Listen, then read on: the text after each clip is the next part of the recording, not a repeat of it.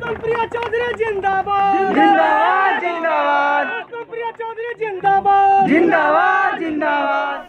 नमस्कार, आप देख रहे हैं न्यूज़ 4 नेशन और मैं हूं आपके साथ शिप्रा झा। बिहार विधानसभा चुनाव में सीएम नीतीश कुमार को चुनौती देने वाली प्लूरल्स पार्टी की अध्यक्ष पुष्पम प्रिया चौधरी अब काफी ज्यादा सक्रिय हो चुकी हैं।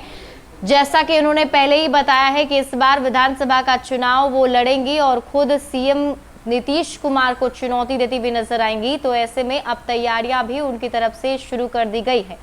इसी कड़ी में आज वो औरंगाबाद पहुंची थी, जहां पर उन्होंने लोगों से मुलाकात की, खासकर महिलाओं से ज्यादा मिलती हुई दिखाई दी। तस्वीरें आप औरंगाबाद की देख रहे हैं, जहां पर पुष्पम प्रिया चौधरी का वहां के प्लूरल्स कार्यकर्ताओं ने उनका काफी ज्यादा स्वागत किया और उसके बाद उन्होंने गांव का दौरा किया, हर लोगों से मिलती हुई नजर आई।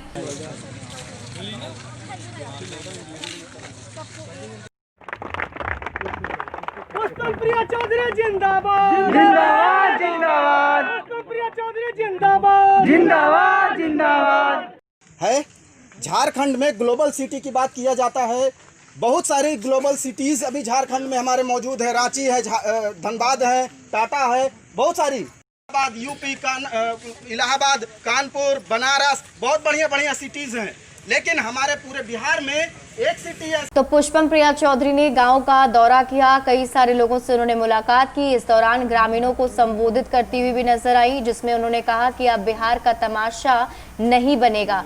मतलब सीधा सीधा हमला उनका सरकार के ऊपर था। उनका कहना है कि बीते कई सालों में चाहे वो किसी की भी सरकार रही हो, बिहार में विकास नहीं हो पाया है और पुष्पम प्रिया चौधरी अब बिहार की दशा को बदलना चाहती हैं, इसलिए जनता से एक मौका चाहती हैं।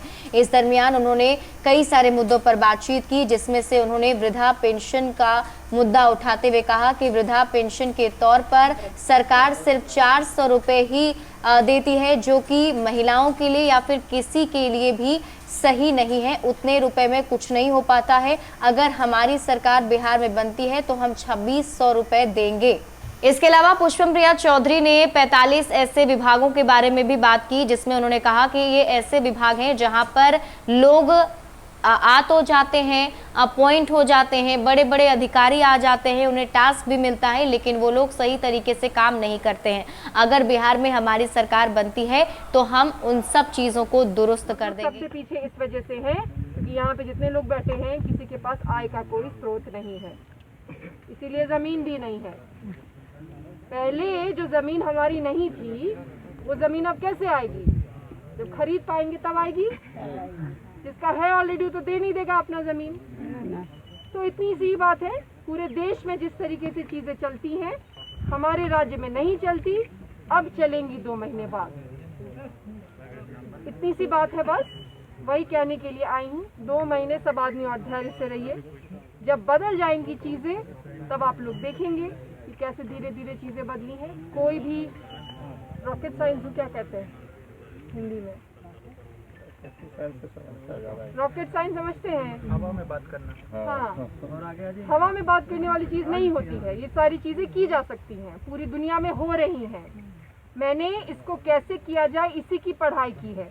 अभी मैंने पूछा था एक दूसरे जगह बच्चा सबसे, गाड़ी नहीं चढ़ना है, ऐसे ही जिंदगी बिता देना है। बाकी सारे शहरों में लोग चढ़ते हैं ना, तो हम ही लोगों का सबसे खराब किस्मत है क्या? मतलब बिहार में पैदा होगे तो किस्मत खराब होगी? किस्मत खराब नहीं है। जो लोग बैठा है तो झूठा नेता सब है ना, जो कि राजनीति को अपना जिंदगी बेहतर करने का जरिया बना दिया है, वो लोग दिक्कत है। वो लोग राजनीति में गया ही इस वजह से ताकि चोरी चकारी करके पैसा इकट्ठा कर सके।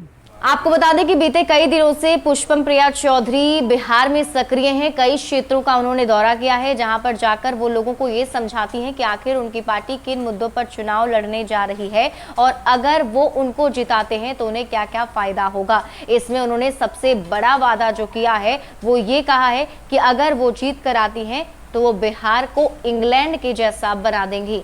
ज्यादा अपडेट के लिए आप जुड़े रहिए न्यूज़ 4 नेशन के साथ। नमस्कार।